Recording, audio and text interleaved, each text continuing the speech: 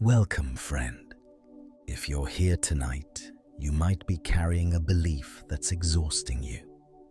I need to be perfect, or I'm nothing. That crushing pressure to get everything exactly right.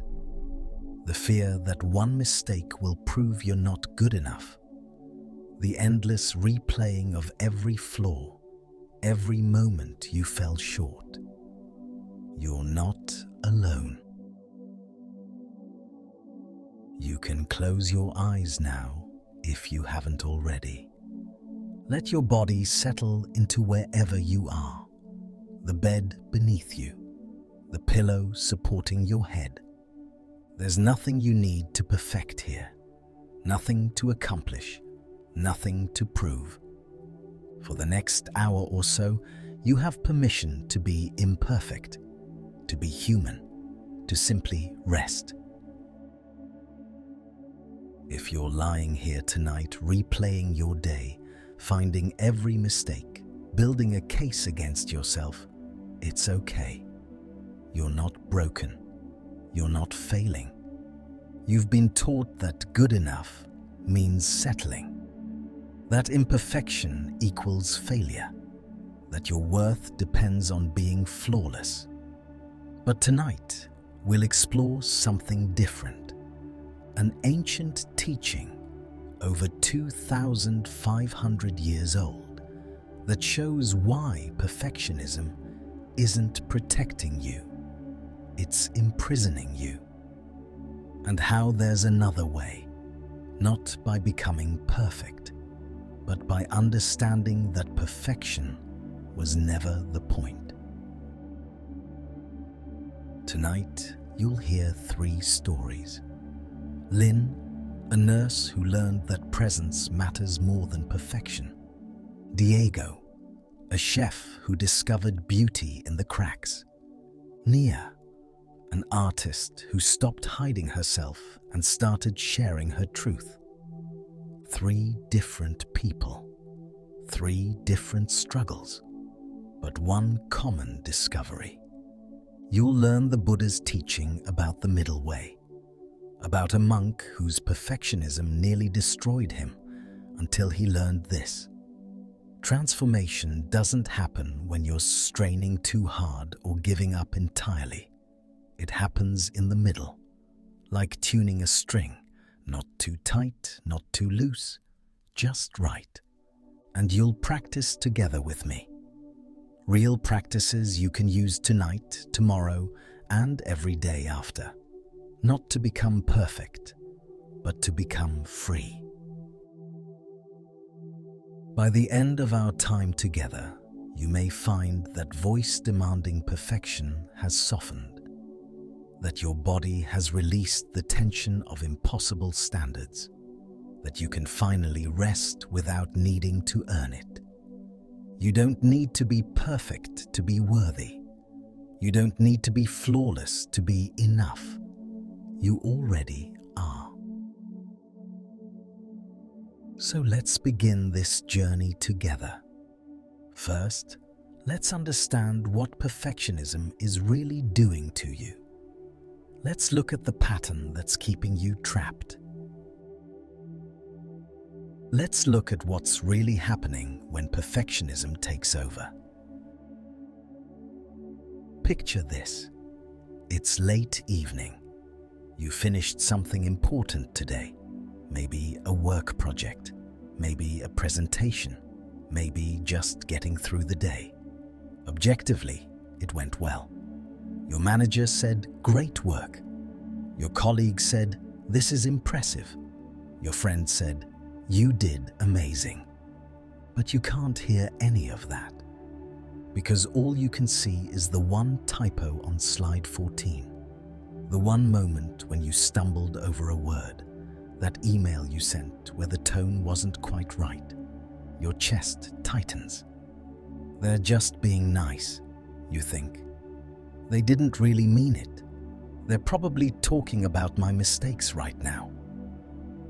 You lie here, going over everything, building a case against yourself, finding evidence that you're not good enough.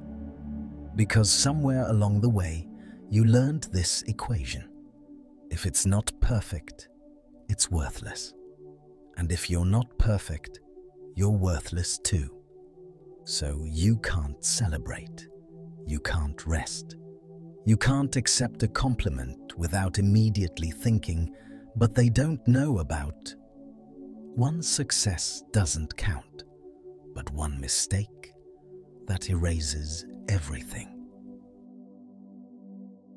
Maybe it shows up differently for you. Maybe you spend hours on something that should take 20 minutes, redoing it, adjusting it, never quite satisfied. Maybe you don't start projects because you're terrified they won't be perfect, so your dreams sit in your head, never becoming real. Maybe you say yes to everything, overcommit, burn yourself out, because saying no feels like admitting you're not capable enough. Or maybe you're performing constantly, smiling when you're exhausted, pretending everything's fine. Because showing struggle feels like showing weakness, and weakness means you're failing. The pressure is suffocating, and the cruelest part, you're doing this to yourself. If this feels familiar, I want you to know something important. You are not alone. Right now, at this very moment, millions of people are lying awake with the same impossible standard crushing them. This isn't personal weakness.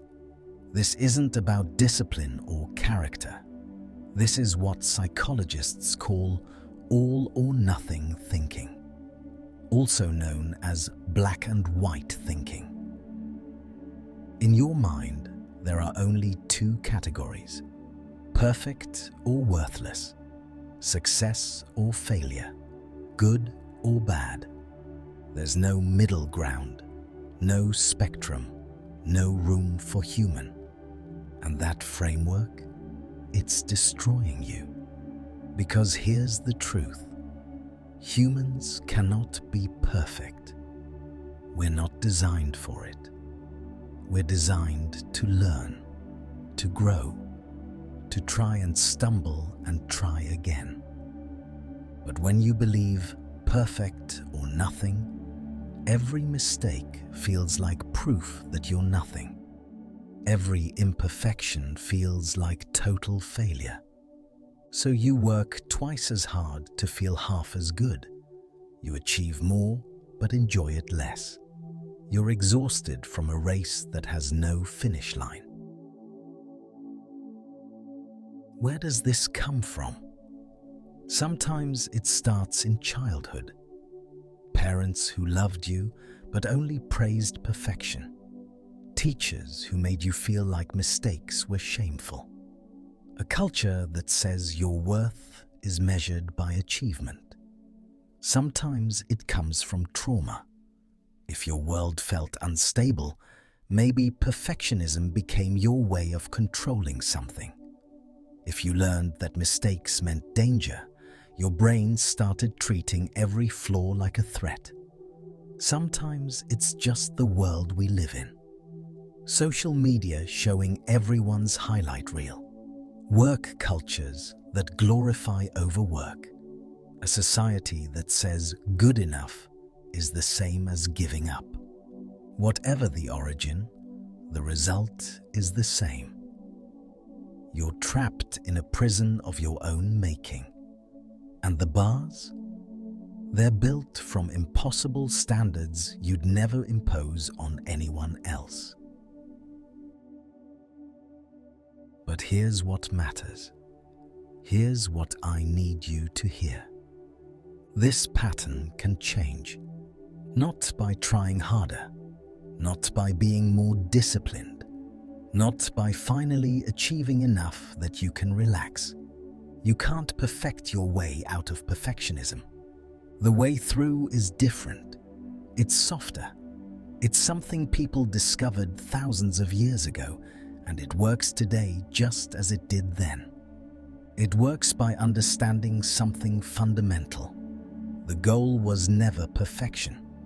The goal is presence, wholeness, being human without apology.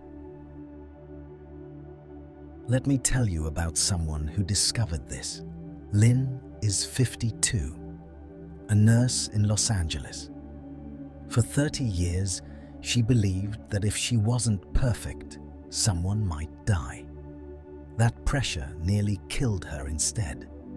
But something changed. Not her circumstances, not her job, not her responsibilities. What changed was her understanding of what actually matters.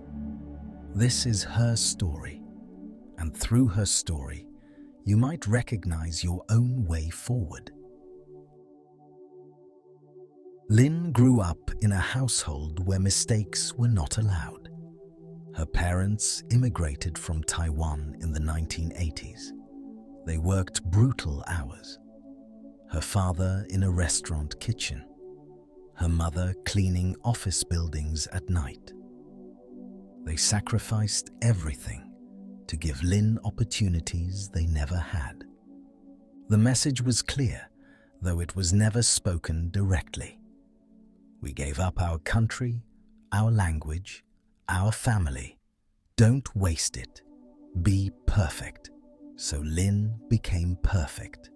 Straight A's through high school, perfect SAT scores, full scholarship to nursing school, graduated with honors. But the perfectionism that got her through school became a prison in her career. As a nurse in the ICU, Lynn held herself to standards no human could meet. Every patient had to have perfect vitals, perfect medication timing, perfect documentation, perfect care. If anything went wrong, even things completely outside her control, she spiraled. A patient's blood pressure dropping, a family member asking a question she couldn't answer immediately, a doctor questioning one of her assessments. Each one felt like proof. You're not good enough. You're failing. You're dangerous. She'd lie awake at night, replaying her shifts. Every decision, every moment of hesitation, building case after case against herself. Her colleagues saw an excellent nurse. Lynn saw only her mistakes. Then one night, a patient coded. His heart stopped during her shift. The team rushed in. Lynn started compressions. Someone else handled the airway. Another nurse pushed medications. The doctor called orders. After 6 minutes, 6 minutes that felt like hours, they got him back. Pulse returned. Breathing stabilized. The patient survived. The team celebrated. The doctor said, "Great job, everyone." But Lynn couldn't stop thinking. What if I'd checked on him 5 minutes earlier? What if I'd noticed something sooner? What if next time we don't get them back? She started having panic attacks before shifts, checking and rechecking everything 3, 4, 5 times. Staying hours late to review her documentation, terrified she'd made a mistake that would hurt someone. Her supervisor noticed. "Lynn, you're one of our best nurses, but you're burning out. You need to take some time." Lynn thought, if I take time, someone might die because I wasn't there. I have to be perfect. Because in her mind, anything less than perfect meant she was dangerous. The breaking point came on an ordinary Tuesday evening. Lynn finished her shift, walked to her car in the parking garage, sat in the driver's seat, and couldn't move. She started crying, not gentle tears, gasping, choking sobs, her entire body shaking. She couldn't do this anymore, but she couldn't stop either, because stopping felt like failing, and failing meant people would die. She sat there for an hour, just crying in her car. Then someone knocked on the window. Marcus, another nurse, older, maybe 60. He'd been in the ICU for 20 years. He opened her door gently. "Lynn, can I sit with you?" She couldn't speak, just nodded. He sat in the passenger seat, didn't say anything for a while, just sat. Finally, he spoke. "Lynn, can I tell you something? You're the most skilled nurse on our floor. You catch things other people miss. Your patients trust you. Your assessments are always thorough. But you're also the hardest on yourself. And I think it's killing you. I've watched you save lives. I've watched you hold families through the worst moments of their existence. I've watched you be extraordinary. But I've also watched you torture yourself over things that don't matter. A signature you forgot. A note that wasn't perfectly worded. Medicine isn't about perfection, Lynn. It's about presence. It's about showing up and doing your best with what you have in the moment. The best nurses aren't the ones who never make mistakes. They're the ones who care enough to learn from them, who stay present even when things are hard. He paused. You're trying to control things you can't control, and it's breaking you. Something in Lynn cracked open. She'd never considered that. What if the goal wasn't perfect? What if the goal was present? Marcus drove her home that night, and the next day, Lynn called a therapist. In therapy, Lynn learned something called the middle way. It's a Buddhist concept. Her therapist explained it like this. Imagine you're tuning a guitar string. If you tune it too tight, it breaks. If you leave it too loose, it makes no sound. But if you tune it just right, not too tight, not too loose, it makes beautiful music. Your life is that string, Lynn. For 30 years, you've been tuning it tighter and tighter, and you're about to break. That image stayed with her. The string, too tight. She began to practice asking different questions after each shift.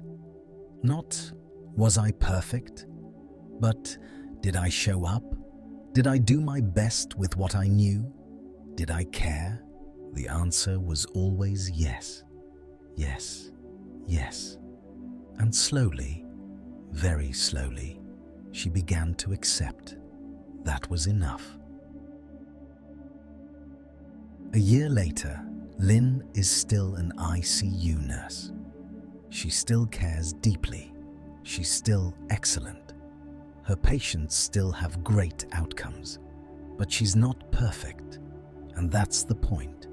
She makes mistakes sometimes, small ones, human ones, and when she does, she learns from them. She doesn't torture herself. She doesn't replay them for hours. She's present now, not just for her patients, but for her own life. She laughs with colleagues. She leaves work at work. She sleeps through the night. Her supervisor says she seems lighter, more human. And ironically, her patient care hasn't suffered. If anything, it's better. Because she's not so consumed by fear of mistakes that she misses what's actually happening in front of her. Lynn learned this. Excellence and perfectionism are not the same thing. Excellence is doing your best. Perfectionism is being terrified of your worst. You don't need to be perfect to be good. You just need to be present. Now, Lynn's path was about letting go of control in a high-stakes environment. But sometimes, perfectionism shows up differently. Let me tell you about Diego. Diego is 28, a chef in Austin, Texas. He grew up in a small town outside San Antonio. His grandmother taught him to cook. She'd say, "Food is love, mijo. When you cook for someone, you're giving them a piece of your heart." Diego took that seriously, maybe too seriously. He spent his 20s working in other people's kitchens, learning, perfecting his craft, dreaming of the day he'd open his own place. At 26, that dream came true. He opened a small restaurant, 40 seats, seasonal menu, farm to table, everything he'd imagined. The food critics loved it. A rising star, exceptional flavors. Watch this space. But Diego couldn't enjoy any of it, because in his mind, every dish had to be perfect. Not just good, not just delicious, perfect. Instagram perfect, Michelin star worthy, flawless. Diego would spend 40 minutes plating one dish. The sauce had to be exactly the right consistency. The garnish placed with millimeter precision. The colors balanced perfectly. If anything was off, if the microgreens wilted slightly, if the sauce broke, if the plating wasn't magazine-worthy, he'd throw it away and start over. His staff dreaded working with him. "Chef, this looks beautiful," they'd say. "No, it's not right. Redo it." They'd redo it. "Chef, how about now?" The angle is wrong. Again. Orders backed up. Customers waited. His team grew frustrated. But Diego couldn't stop. Because in his mind, one imperfect plate meant he was a fraud. One dish that wasn't flawless meant his whole restaurant was a failure. Then one Saturday night, the busiest night of the week, a diner sent back a dish. "This is too salty." Diego's hands started shaking. His vision tunneled. His chest got tight. He walked to the back of the kitchen, took off his apron and slid down the wall. He couldn't breathe, couldn't think.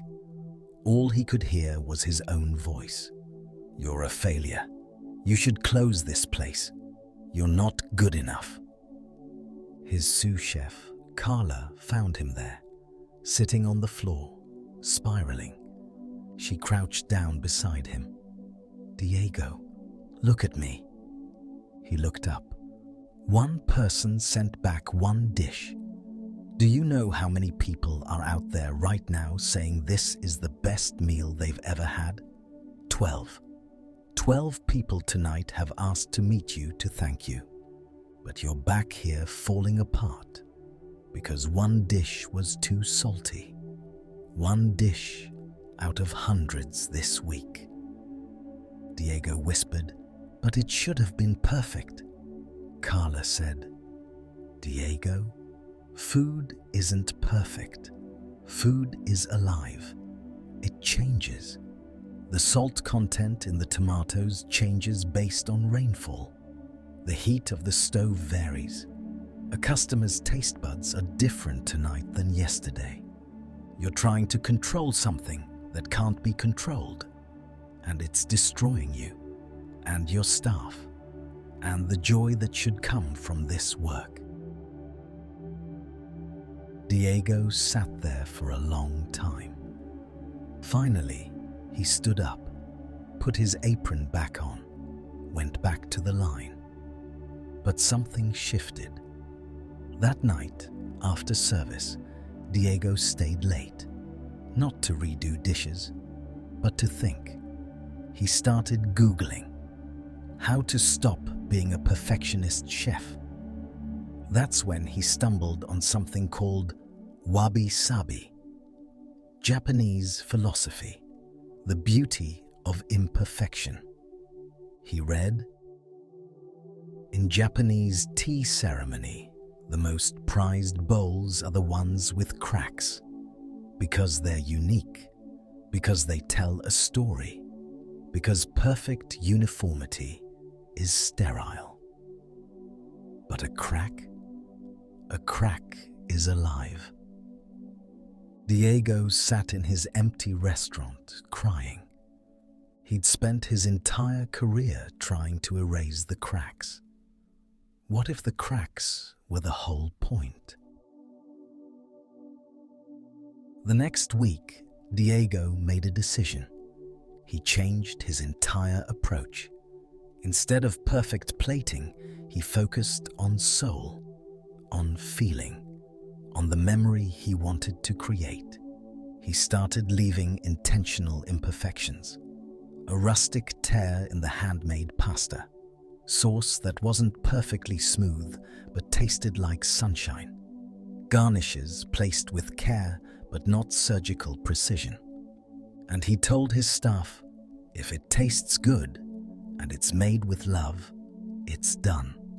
We're not trying to impress Instagram, we're trying to feed people's souls.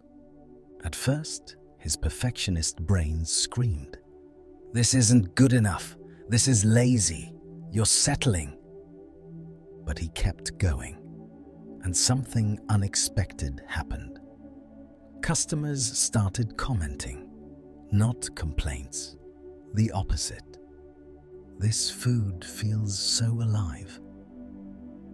It's like I can taste the joy in it. This is the most honest meal I've ever had." Because it was honest. It wasn't trying to be perfect. It was trying to be real. 6 months later, Diego's restaurant is thriving. Not because he became perfect, because he became more himself. His staff actually enjoys coming to work. They laugh, they experiment, they take risks. And Diego? He sleeps through the night now. He eats meals without analyzing every element. He takes days off without guilt. He still cares about excellence, but he's not terrified of imperfection.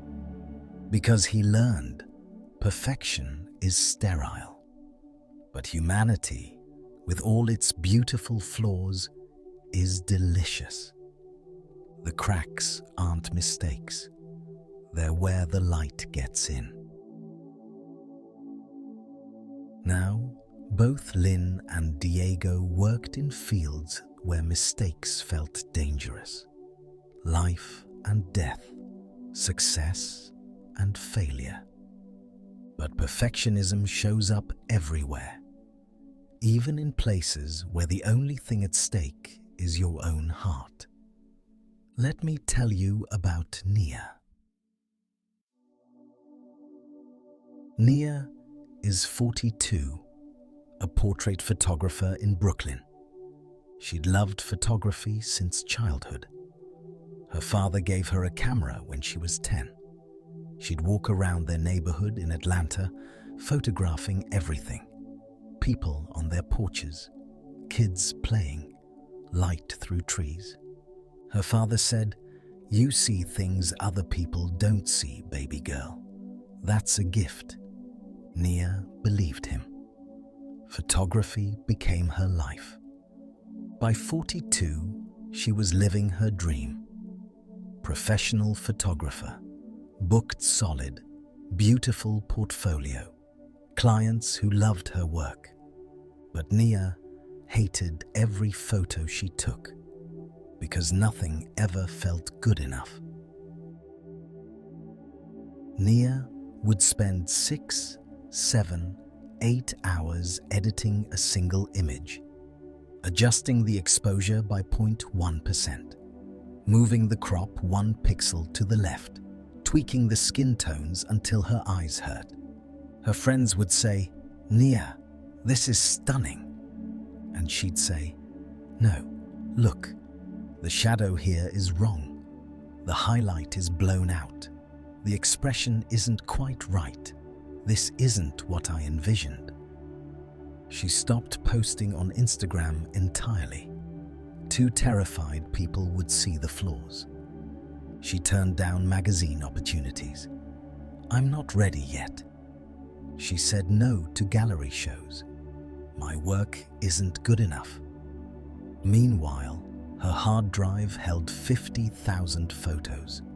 Years of work. Some of the most beautiful portraits you've ever seen.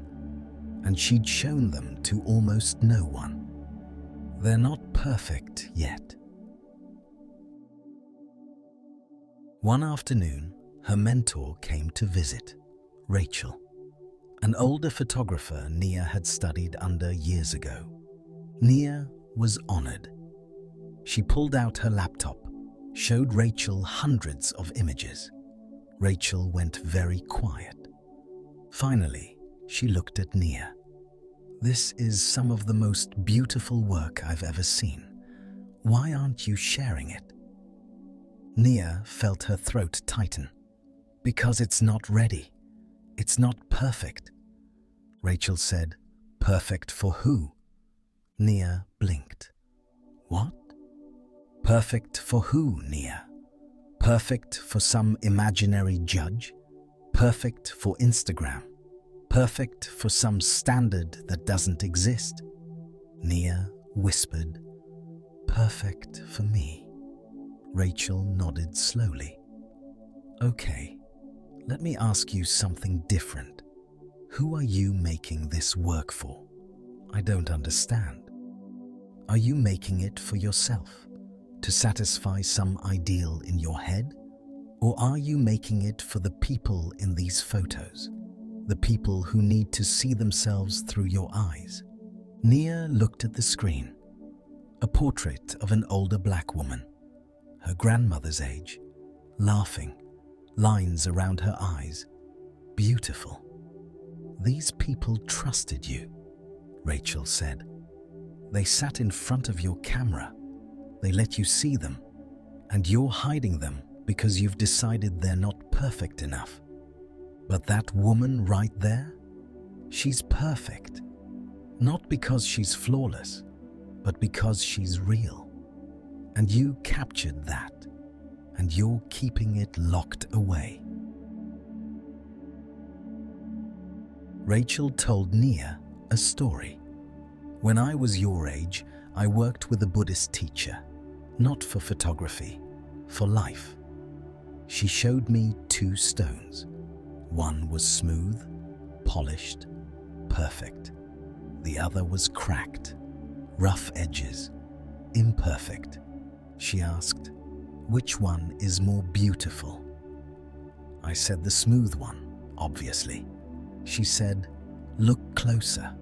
I picked up the cracked stone, and I saw, in those cracks, light was catching, creating patterns I'd never seen before, telling a story the smooth stone couldn't tell." She said, "The smooth stone is beautiful, but the cracked stone is alive. It's been somewhere. It's survived something. Those cracks, that's where the light gets in. Your work is the cracked stone, Nia.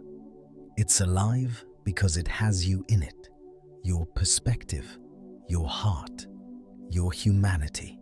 Stop trying to make it smooth. Let it be cracked. That's where the light is."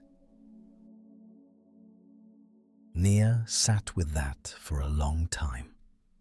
That night, she made a decision, a terrifying one. She'd post 1 photo every day for a week. No perfect editing, no endless adjustments.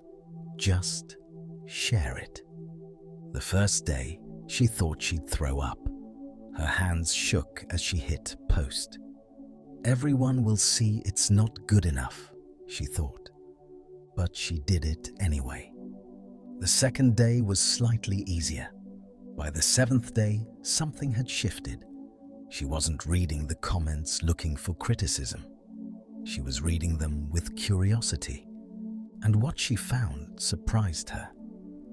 People weren't judging the technical perfection. They were connecting to the truth. One woman wrote, "This photo made me cry. I've never seen a black woman my age look so beautiful and so real." Another, "You captured something I've been trying to explain my whole life." Another, "Thank you for showing us, not some perfect version, just us." Nia read those comments, and she understood. Real, not perfect. Real. And maybe that's what she'd been running from. Not imperfection, but reality. Her own humanity showing up in her work. A year later, Nia had her first gallery show. The theme? Imperfectly human. Every photo had something wrong with it by traditional standards. Slightly out of focus, grain from high ISO, unplanned expressions, raw moments, and people wept. Not because the photos were technically perfect, but because they were true. Nia still cares deeply about her craft. She still works hard. She's still excellent. But she's not hiding anymore. She's not waiting to be perfect before she shares her gift. Because she learned, art isn't about perfection. It's about connection. And connection requires honesty. And honesty is always a little messy. Your cracks aren't flaws to fix. They're where your light shines through. You've heard 3 journeys now. Lynn, the nurse who learned that presence matters more than perfection. That medicine isn't about being flawless. It's about being responsive. Diego, the chef who discovered that the cracks aren't mistakes. They're where the humanity lives, where the soul of the food comes through. Nia, the photographer who stopped hiding herself and started sharing her truth, who learned that real is more powerful than perfect. 3 different people, 3 different struggles, but one common discovery. They all stopped chasing perfection and started embracing their humanity. What made this shift possible? What ancient teaching allowed them to let go of impossible standards? Let's explore what the Buddha discovered about the middle way, about a monk who almost destroyed himself with perfectionism until he learned something that changed everything. Notice what all 3 stories have in common. Lynn, Diego, Nia, a nurse, a chef, an artist. They were all excellent at what they did, skilled, accomplished, respected, but they were imprisoned by the same belief. If I'm not perfect, I'm worthless. And that belief wasn't making them better. It was making them miserable. Lynn couldn't sleep. Diego couldn't breathe. Nia couldn't share her gift. The perfectionism that was supposed to protect them, supposed to make them good enough, was actually destroying them. This is exactly what the Buddha saw 2,500 years ago. Not just in nurses or chefs or artists, but in spiritual seekers. People who were trying to become perfectly enlightened, perfectly awakened, perfectly free. and he watched them suffer, striving and straining and exhausting themselves, chasing something that was making them miserable. One of these seekers was a monk named Sona. Let me tell you his story. Sona was a perfectionist. Before he became a monk, he'd been a musician, a lute player, disciplined, precise, excellent. When he joined the monastery, he brought that same intensity to his meditation practice. He meditated for hours without moving. He walked meditation until his feet bled. He pushed himself harder than anyone else. He thought, if I just try hard enough, if I'm just disciplined enough, if I'm just perfect enough, I'll reach enlightenment. But the harder he tried, the more exhausted he became. The more he strained, the further away peace seemed. He was tuning the string tighter and tighter, and he was about to break. One day, the Buddha noticed. He sat down beside Sona and said, "Before you became a monk, you played the lute, didn't you?" Sona nodded, confused about where this was going. The Buddha asked, "When you tuned the strings of your lute, what happened if you made them too tight?" Sona said, "They broke." "And what happened if you left them too loose?" "They made no sound at all." "And when they were tuned just right?" Sona paused, remembering. "They made beautiful music." The Buddha smiled. "Your practice is exactly the same. If you strain too hard, chasing perfection, demanding enlightenment, you'll break. Your practice will break. You'll burn out. If you give up entirely, too loose, no effort, you'll make no progress at all. But if you find the middle, neither straining nor slacking, that's where transformation happens. Not through force, through balance." This teaching changed Sona's life. It's called the middle way. And it's not just about meditation, it's about everything. The middle way says, extremes don't work. All or nothing doesn't work. Perfect or worthless doesn't work. Because life isn't lived at the extremes. Life is lived in the middle. In the space between striving and surrendering, between discipline and compassion, between excellence and ease. Remember Lynn? For 30 years, her string was too tight, straining toward perfect nursing, perfect care, perfect everything. She was about to break when she learned to tune herself to the middle, to good enough with room to adjust. That's when she started making beautiful music. Not perfect music, human music. Remember Diego? His string was so tight he couldn't enjoy his own restaurant.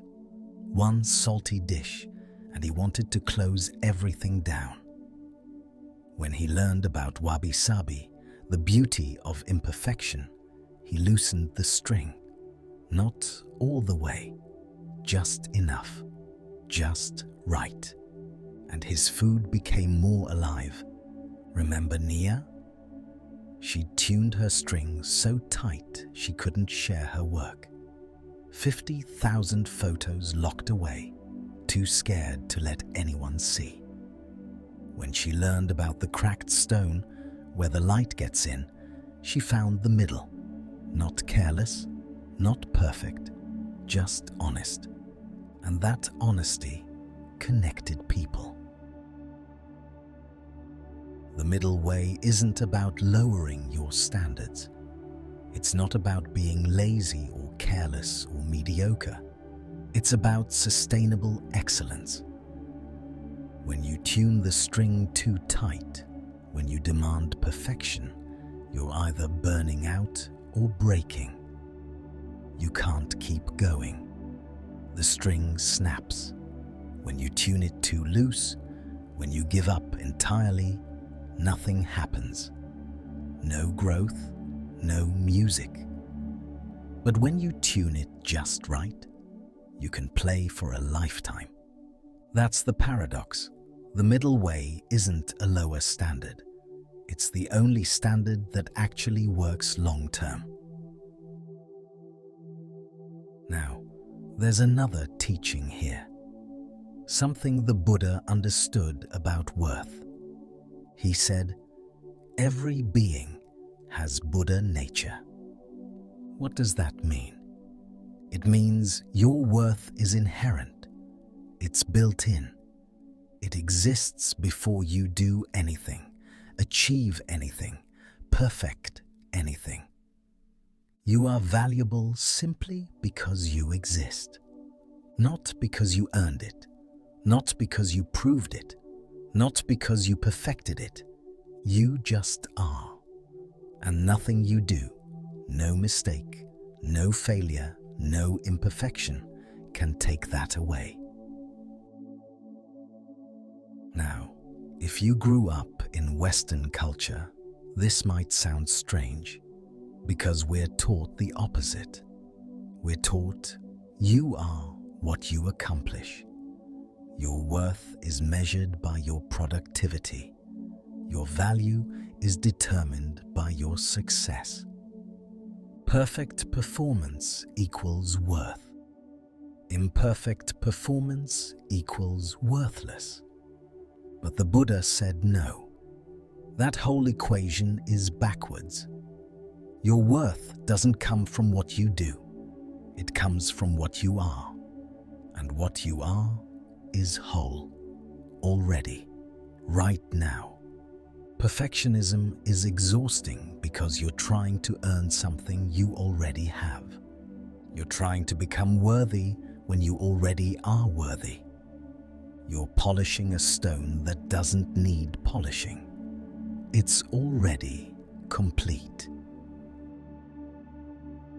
Remember Diego's realization? The cracked bowl in the tea ceremony. The most prized bowl is the one with cracks. Not despite the cracks, because of them. Because the cracks tell a story. The cracks are proof it's been somewhere, survived something, lived. Your cracks, your imperfections, aren't evidence you're not good enough. They're evidence you're human, and humanity is beautiful. Now, you might be thinking, this is beautiful philosophy, but is it real? Does this actually work? Here's what's remarkable. Modern psychology has confirmed exactly what the Buddha taught. Dr. Brené Brown, researcher at the University of Houston, studied perfectionism for over 20 years. Thousands of interviews, decades of data. And here's what she found. Perfectionism isn't about excellence. It's about fear. When you say, I have to be perfect, what you're really saying is, if I'm perfect, I won't be criticized. I won't be rejected. I won't be hurt. But here's the problem. Perfection is impossible.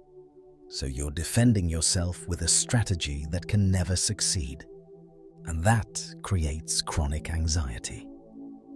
Her research shows people with perfectionist tendencies have significantly higher rates of depression, anxiety, and burnout. Not because they're working harder, but because they're at war with themselves. They can't celebrate wins because they're too focused on flaws. They can't rest because rest feels like failure. Their nervous system never gets to settle. Dr. Kristin Neff's research on self-compassion shows the same thing. She compared two groups: perfectionists versus people who practice the middle way, who aim for excellence without demanding perfection. The middle way group? They're happier, more resilient, more creative, better at recovering from failure. Not because they care less, but because their energy isn't being drained by constant self-criticism. They're tuning the string just right, so they can keep playing. The perfectionists, they're burning out, breaking down, exhausted from a race that has no finish line. The Buddha knew this 2,500 years ago. Science is catching up, and you, right now, tonight, can start practicing it too. There's one more piece of research I want to share. Neuroscientist Dr. Carol Dweck studied what she calls fixed mindset versus growth mindset. Fixed mindset says, I am what I am. If I fail, it proves I'm not good enough. That's perfectionism. That's the tight string. That's perfect or nothing. Growth mindset says, I'm learning, I'm growing. Mistakes are information, not identity. That's the middle way. And here's what her research shows. People with growth mindset achieve more, not less, more. Not because they have lower standards, but because they're not paralyzed by fear of imperfection. They try things. They stumble. They learn. They keep going. The string is tuned just right, so they can keep making music. So what does this mean for you, lying here tonight? It means this. When that voice in your head says, you messed up, you're not good enough, you should have been perfect, you can recognize that's the voice tuning the string too tight, the voice that breaks things. And you can ask, what would the middle way say? Maybe the middle way says, I did my best today, that's enough. Or, I made a mistake, I'll learn from it, that's growth. Or simply, I'm human. Humans aren't perfect, and that's not only okay, that's beautiful. This isn't lowering your standards. This is tuning your string so you can actually play. This isn't giving up on excellence. This is finding a path to excellence that doesn't destroy you along the way. Lynn found the middle. She's still an excellent nurse. She just stopped demanding she be a perfect one. Diego found the middle. He still makes beautiful food. He just stopped demanding every plate be flawless. Nia found the middle. She still cares deeply about her craft. She just stopped hiding herself. And the beautiful thing? Their work didn't suffer. It improved. Because when you stop spending all your energy on self-criticism, you have more energy for actual creation. When you stop being terrified of mistakes, you can take risks. You can grow. You can be fully alive. The middle way isn't the path of least. It's the path of most sustainable, most joyful, most real. And you might be wondering, okay, but how? How do I actually practice this? How do I stop being a perfectionist? That's what we'll do together now. Not as theory, as practice. Real tools you can use tonight, tomorrow, every day. Let's begin. Before we practice together, Let's talk about what makes practice actually work. First, you don't need to be perfect at this. That would completely miss the point. You're not trying to perfectly practice the middle way. You're practicing letting go of perfection itself. So if you forget these practices, that's okay. If you try them and they feel awkward, that's okay. If your mind wanders, that's okay. This isn't about getting it right. It's about being kind to yourself while you try. Second, small steps matter more than big leaps. 5 minutes of genuine presence beats an hour of striving. 1 moment of self-compassion beats a whole day of self-criticism. You're not trying to fix yourself overnight. You're planting seeds, and seeds take time. Third, progress, not perfection. Every time you notice you've been harsh with yourself and you choose kindness instead, that's a repetition. That's the exercise. The practice isn't being kind all the time. The practice is noticing when you're not and choosing differently. That's growth. That's the middle way. Now, let's practice together, right now. Bring to mind something you've been criticizing yourself for. Maybe something from today. Maybe something from this week. Some way you feel you weren't good enough. It might be something big or something small. Doesn't matter. Just bring it to mind. Now notice what your inner voice says about it. Maybe it says, "You messed up. You should have done better. Everyone else would have gotten that right. You're not good enough." Just notice these thoughts. Don't try to change them yet. Just observe. What does that voice sound like? Is it harsh, disappointed, angry? Now I want you to try something. Imagine saying those exact words but to someone you love. A close friend, a child, someone you care about deeply. Imagine they came to you and said, "I made a mistake today." And you responded with the words you just said to yourself. "You messed up. You should have done better. You're not good enough." Would you speak to them that way? Probably not. You'd probably say something like, "It's okay. You tried your best. Everyone makes mistakes. I still love you." So why don't you speak to yourself that way? Here's what we're going to do. We're going to practice speaking to yourself the way you'd speak to someone you love. Place a hand on your heart right now. Your actual physical hand on your chest. Feel the warmth there. Feel your heartbeat if you can. This is you, taking care of you. Now say these words, silently or out loud, whatever feels right. I did my best today. Say it again. I did my best today. Even if your mind argues, even if it says, "No, you didn't," just say it anyway. I did my best today. That's enough.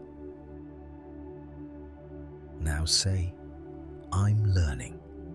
I'm learning. I'm human. I'm allowed to be imperfect. Feel your hand on your heart. Feel yourself offering yourself compassion. One more. I deserve kindness. I deserve kindness, even when I make mistakes, even when I'm not perfect. That's the practice, hand on heart, speaking to yourself with compassion. not as something you have to earn, not as something you have to deserve, just as simple truth. You can return to this anytime tonight, anytime the critic gets loud. Hand on heart. I did my best. I'm learning. I deserve kindness. That's tuning the string. Not too tight, not too loose, just right. Now let's learn a practice for when you're lying in bed and your mind starts replaying everything you did wrong today. This is called the good enough scan. It takes about 2 minutes. When you're in bed and the perfectionist voice starts listing your failures, first, just acknowledge what's happening. Say to yourself, my mind is looking for mistakes. That's what it does. It thinks it's protecting me by finding flaws. You're not stopping the thoughts. You're not fighting them. You're just naming what's happening. This is the perfectionist voice. I hear you. Second, shift your focus. Ask yourself, what did I do today that was good enough? Not perfect, good enough. Maybe you showed up to work. Maybe you answered a text from a friend. Maybe you fed yourself. Maybe you got out of bed even though it was hard. These aren't impressive accomplishments. They're just enough. Name 3 things, out loud or silently. Today, I showed up. That was good enough. Today, I tried. That was good enough. Today, I kept going. That was good enough. Third, say thank you. Thank you, body, for carrying me today. Thank you, mind, for trying to help, even when you're harsh. Thank you, self, for doing what you could. This might feel strange at first, but stay with it. Finally, release it all. I did what I could today. Tomorrow, I'll do what I can. For now, I rest. And then let it go. Let the whole day go. Let's try it together right now. Think of one thing you did today that was good enough. Just one thing. Name it silently. And say, that was enough. I was enough. This practice rewires your brain. Instead of ending each day with criticism, you end with recognition. You're teaching your mind to look for what was sufficient, not just what was lacking. That's powerful. That's the middle way in action. One more practice for tomorrow morning. This one is the simplest, but maybe the most important. Before you check your phone, before you start your to-do list, before the day takes over, take 30 seconds and set an intention. Say this: today, I'm aiming for good enough, not perfect, not giving up, just showing up, doing my best, and being kind when I stumble. That's it. 30 seconds. But it changes everything. Because instead of starting your day from, I have to be perfect or I'm worthless, you're starting from, I'm going to be human today, and that's okay. Let's practice it now. Repeat after me silently. Tomorrow, I'm aiming for good enough. Not perfect, not giving up. Just showing up, doing my best. And being kind when I stumble. That's your morning practice, the middle way intention. It reminds you the string doesn't need to be perfectly tight, just tuned, just right. Now you might be wondering, which practice should I do? When should I do each one? Here's my guidance. If you're lying here right now replaying everything you did wrong today, use the good enough scan right now before you sleep. If your inner critic is loud and harsh, if you're beating yourself up, use the hand on heart practice. Speak to yourself with compassion. If you want to change your whole approach to your days, use the middle way intention every morning. 30 seconds before anything else.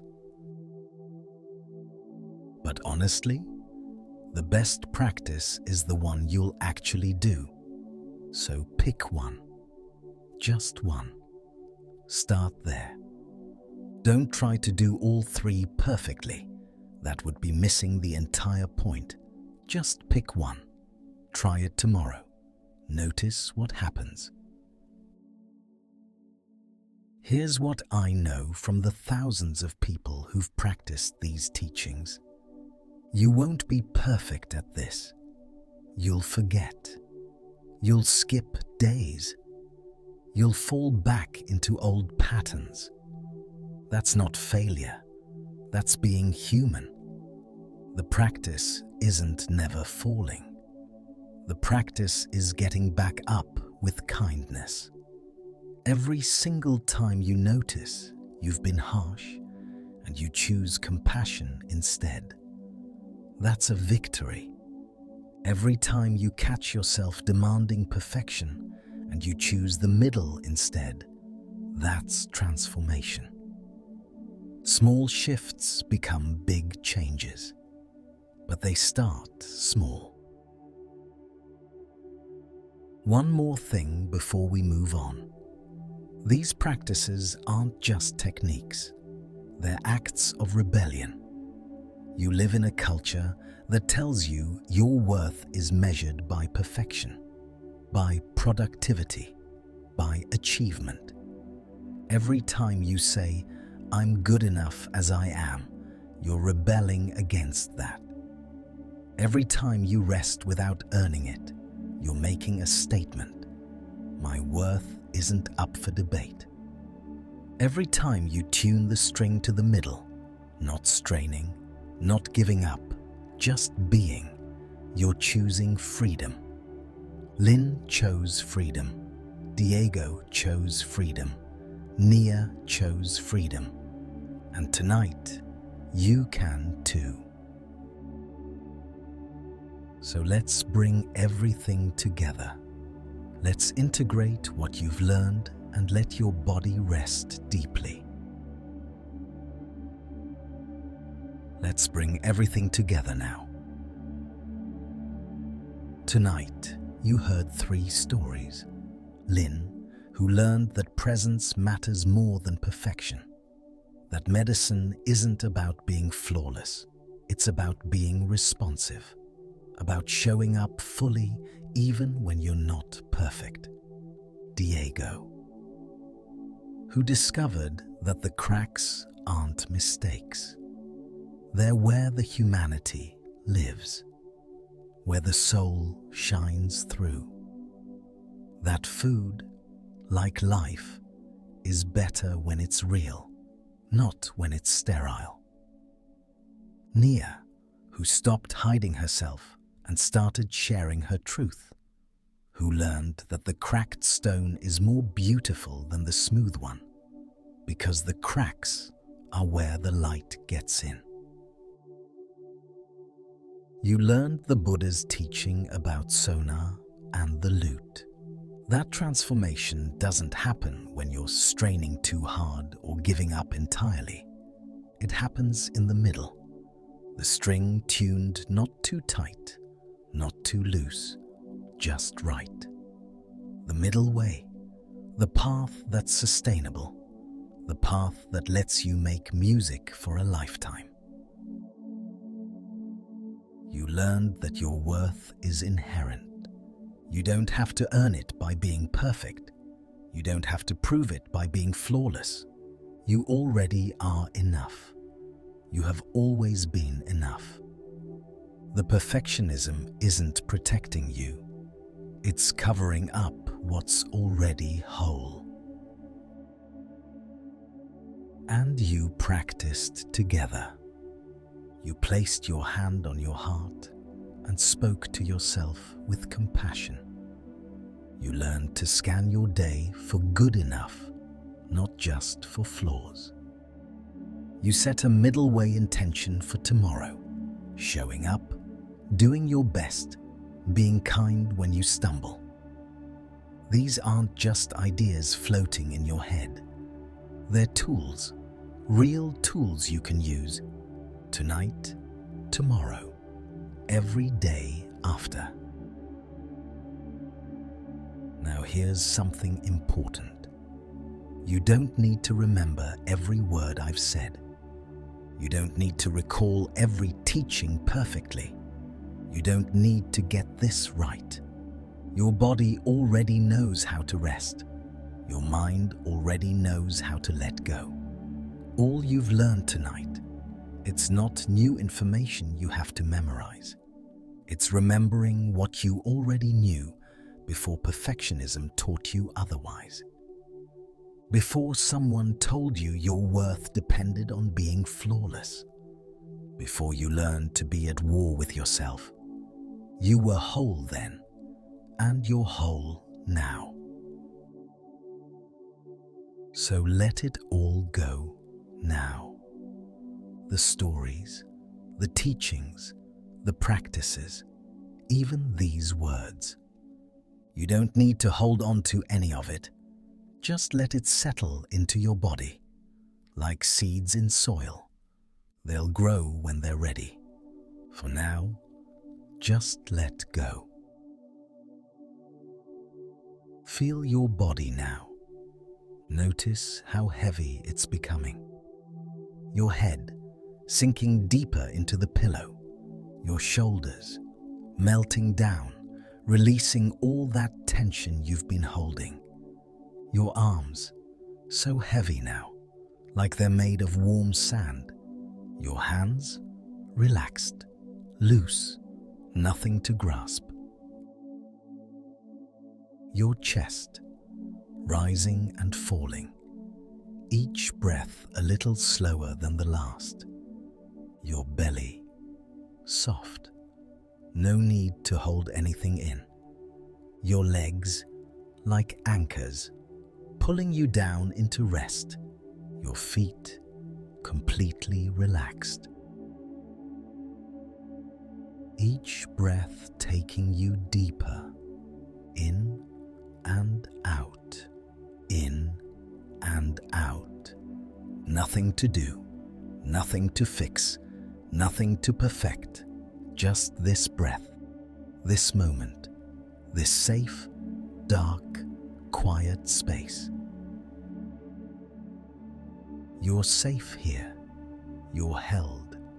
You're enough. Let's rest together now. May you rest deeply tonight. May you be held by something larger than your fears, something older than your perfectionism, something wiser than your inner critic. May you wake tomorrow feeling lighter, no longer carrying the weight of impossible standards, no longer at war with yourself. May you remember, your worth is not measured by your perfection. Your value is not determined by your flawlessness. Your humanity, with all its beautiful imperfections, is not a flaw to fix. It's the whole point. May you forgive yourself for being human, for making mistakes, for stumbling, for not being perfect. May the string of your life be tuned just right. Not too tight, not straining, not breaking, not too loose, not giving up, not drifting, but just right, so you can make music. Beautiful, human, imperfect music. May you carry tomorrow without dragging yesterday's mistakes. May you try things without the terror of failure. May you rest without needing to earn it. May you know, deep in your bones, the cracks aren't where you're broken, they're where your light shines through. May you be kind to yourself, as kind as you'd be to someone you love, because you deserve that kindness. You have always deserved it. And may you rest in this truth. You are not alone. Millions of people tonight are letting go of perfection and choosing to be human instead. Lynn is sleeping peacefully in Los Angeles. Diego is dreaming in Austin. Nia is resting in Brooklyn. And you are here, breathing, alive, enough. There's nothing left to do now. No problem to solve. No standard to meet. No performance to give. Nothing to prove, nothing to perfect, nothing to fix. Just this breath, this moment, this soft, dark, safe space. You can let go now. Everything, all of it, let go. The day is over, tomorrow will come, but right now, you rest. Sinking down deeper. Your breath, so quiet now, barely there. In and out. Safe. Held. Enough. You are enough. Just as you are. Rest. Sleep. Let go. Rest well, friend.